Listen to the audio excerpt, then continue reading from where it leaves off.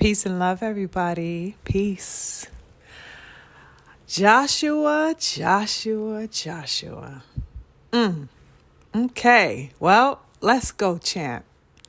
Anthony Oluwafemi Olasheni Joshua. My guy. Yes, I had to take it there and say his whole name, his full name, okay? My guy. One of my favorite fighters to walk this earth. My king. One of my top gunners put on a hell of a show last night against Francis Ngannou, as expected. Okay, I'm going to have to preface it with that. As expected. I expected him to win. I expected him to conquer. I definitely expected him to dominate, and he did exactly that. Okay, I expected nothing less than a straight up and down ass whooping, and the beautiful king delivered. Okay, now it is no secret that I was not a fan of this fight. I did a commentary of it with my very real reaction upon the announcement of that fight back in, I believe, January. It was initially announced that the fight would be taking place. I was not a happy camper, okay? I wanted Josh to go on and handle his business, take on Parker, Hrgovic, Zhang, men of that sort, men of that like, I just wasn't necessarily excited about the idea of Francis Ngannou, and not because I don't like Francis. I like Francis Ngannou. I think he's dope, but he is not a boxer. Okay, he is not.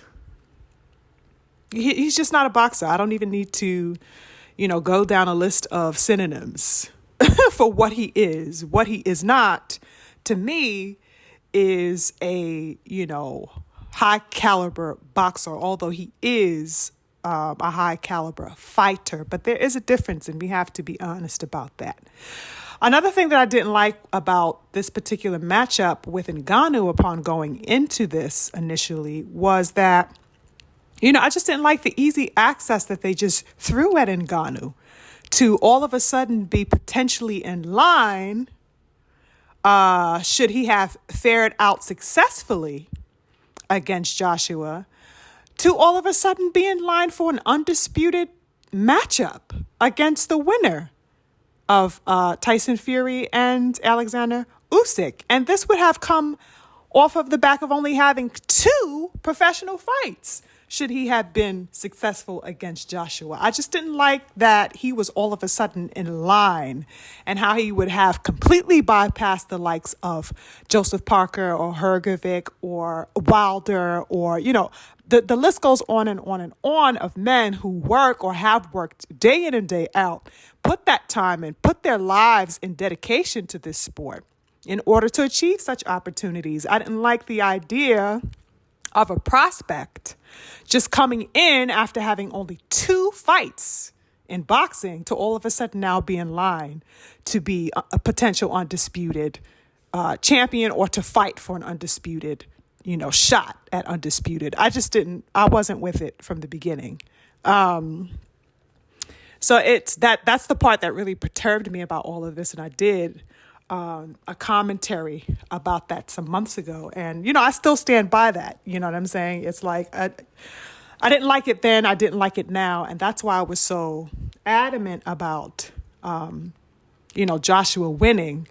Not only because I support him, he is one of my absolute favorite fighters in the world, but because it's just, that has no place here. I think it would have just really defamed the quality of the sport if, anything were to go not as planned or not as expected, as far as I'm concerned. But, the matchup was made, and, that's highly because Saudi Arabia, at the end of the day, is about that business. They capitalized off of the buzz that the Fury and Ngannou fight had generated back in November, I believe that was. And even though Ngannou had lost that particular fight on paper, he was still largely considered to have won that fight against Fury, and particularly with the knockdown that sent Fury's ass flying to that goddamn canvas.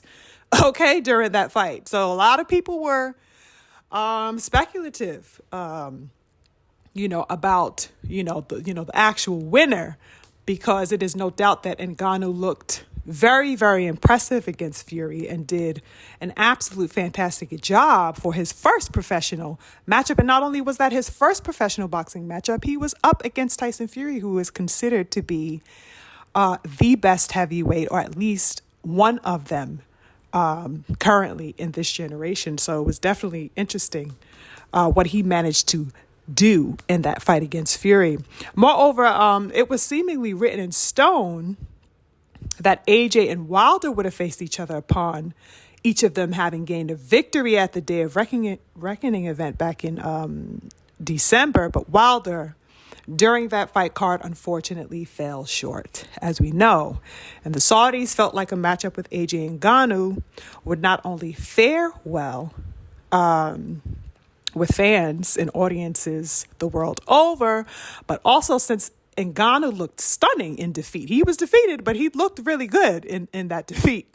So based on that looking good in that defeat as compared to that of Wilder, who was completely outclassed and outmatched by Joseph Parker upon his defeat, he took it upon himself, made the decision.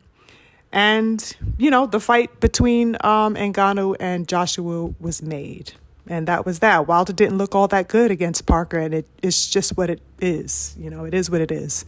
Turki Al-Sheikh saw an opportunity to generate some major interest because it was buzzing. Everybody was raging about Ngannou. I never seen so many people post pictures of the loser in my life, except in this fight with Ngannou and Fury. So he was definitely all the rage, and Al-Sheikh and his team embarked on the opportunity, and they saw the dollar sign potential in it, and they made it happen, and hence we got the fight last night. So that was what that was. Now, as far as the fight itself,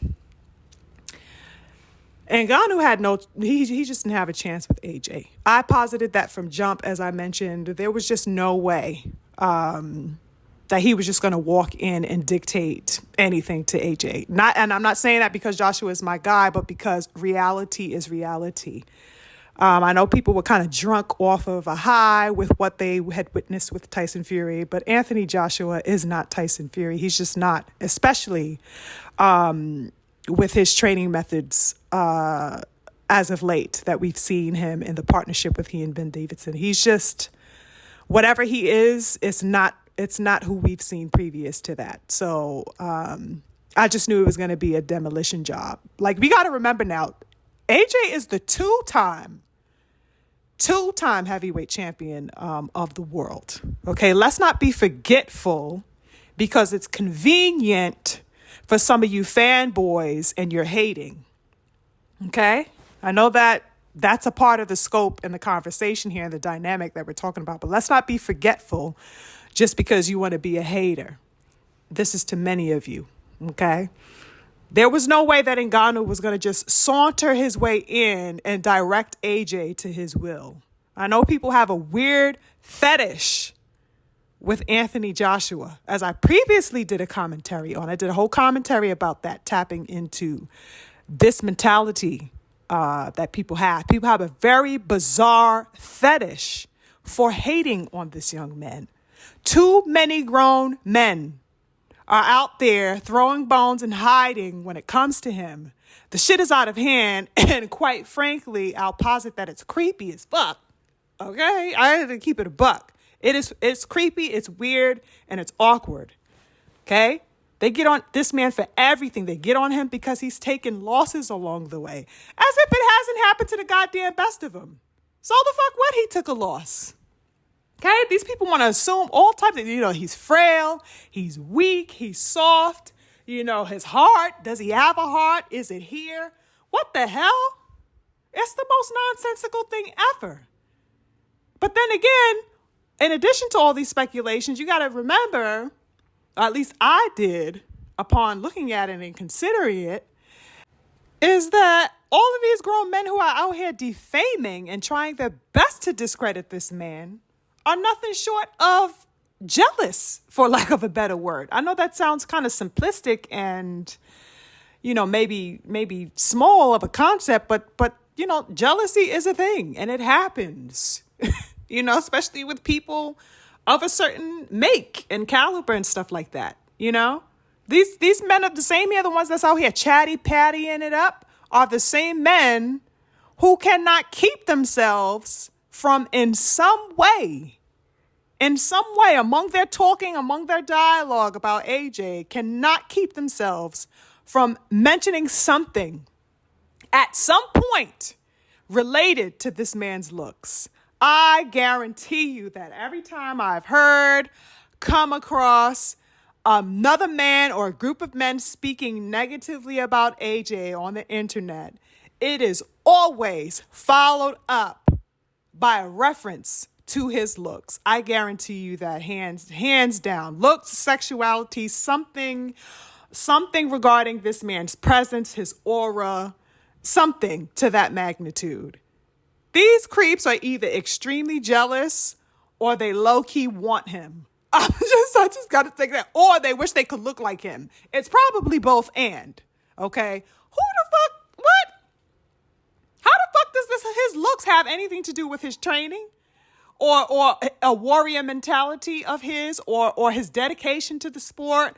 Him achieving victory and aiming to solidify a legacy, just like the giants who did it before him? What the hell does any of that have to do with this man's path and journey to greatness and finding himself and defining himself in the sport of boxing? Get that soft ass shit the fuck out of here. Y'all dudes are some real hoes. I gotta keep it a buck because I hear it so often that it's commonplace. And you guys are so used to talking that you don't realize that the banter and the chatty patty dialogue that you do is definitely the thing that's permeating, among that dialogue. When you guys are so used to engaging in it, y'all don't hear yourselves or realize what the fuck is happening, but I do. The shit is wild. It's absolutely wild to me. I hear more references to AJ's looks and sexuality from you niggas more than I ever hear from women. And the women are supposed to be the ones loving on AJ, talking about AJ, gossiping about AJ. Why are you niggas at the forefront of the dialogue about this man? It's crazy to me. I gotta keep it a buck. I really had to keep it a buck there. Like, that's real talk. Far too many men out here on these platforms talking about AJ and what he's doing and where he's at and how he's looking, why he's doing it. Y'all niggas is some creeps. Like, the hate is real. Are you scared your girl's gonna find him attractive? If you have a girl, that is? Yes, he is tall, black, and every bit of handsome. Yes, he is. And he could fight his fucking ass off, too. Get over it. Yes, he's all of those things and more. Get over it. Okay?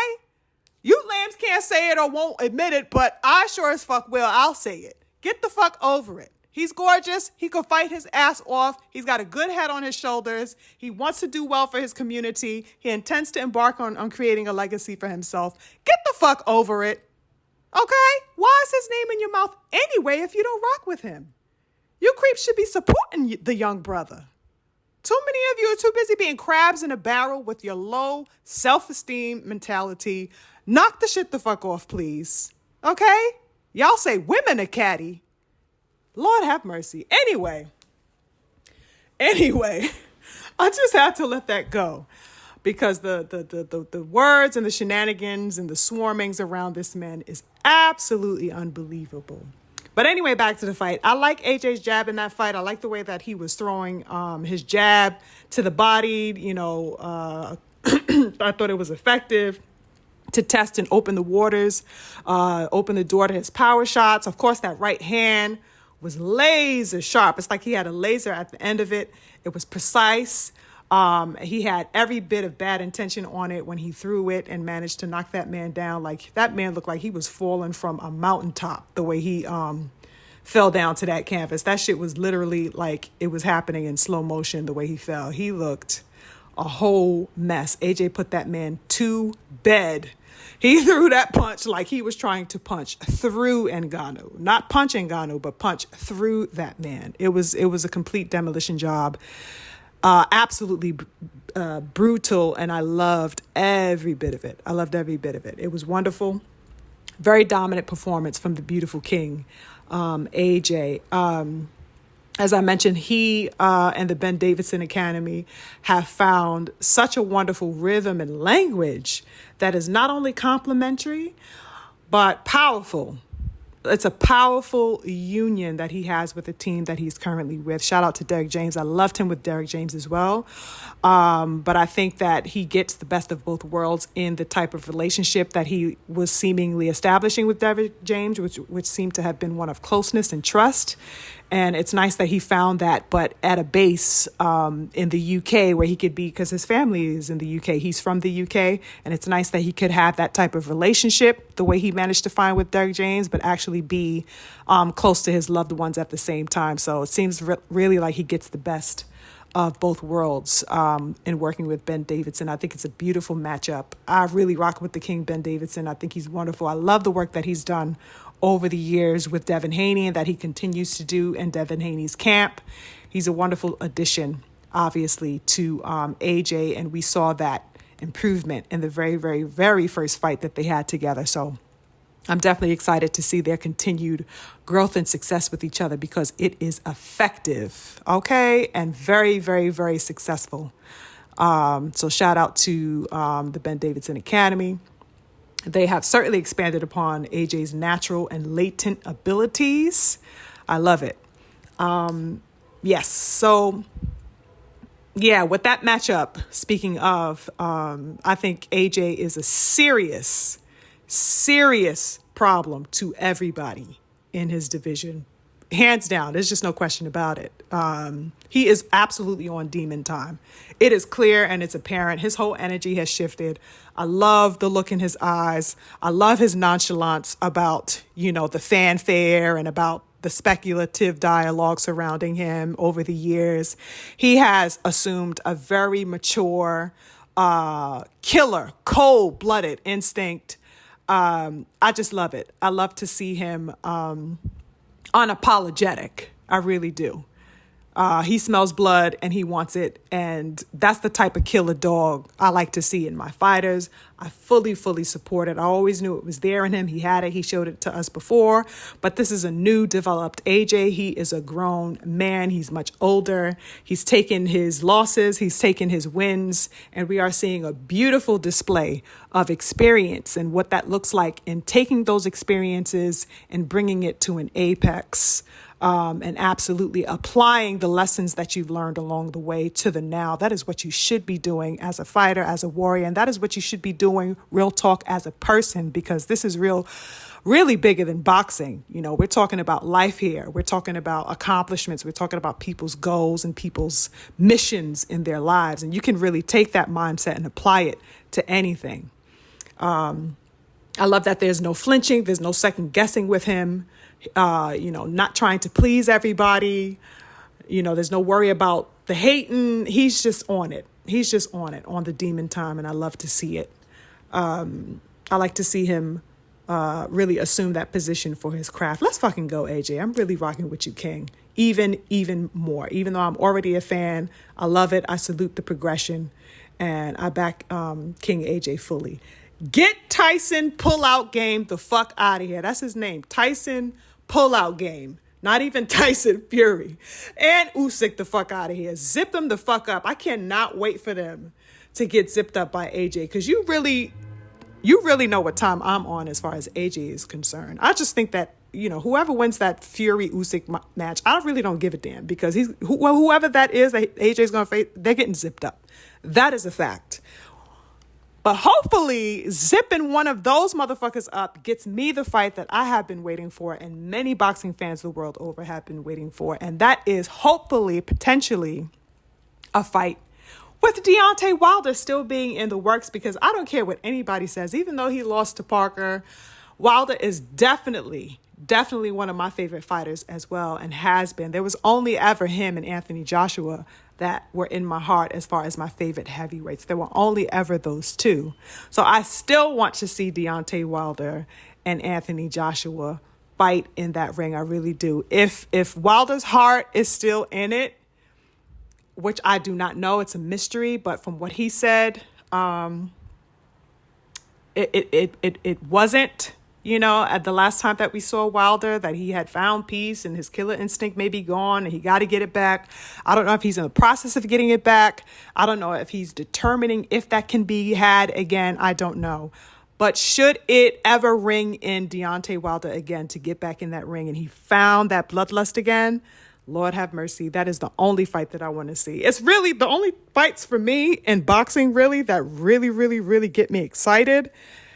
It's always AJ and Wilder, and only second to that I would say is a fight currently that is on par with that is Devin Haney versus Tank Davis. Those are the biggest fights in boxing for me personally. I love those two fights, so we'll see what happens. But those beautiful men, before they retire, AJ and Wilder, they have to see each other in the ring. It would be such a disgrace to boxing if they didn't. But obviously, of course, I respect King Wilder's health and his mentality and, his well-being over everything else. So if he was not fit to do it, of course, I wouldn't, step on the King's decision. But for me as a boxing fan, AJ and Wilder is still the fight that I'm definitely waiting to see. But we'll see what happens with Fury Usyk, whoever wins that matchup. And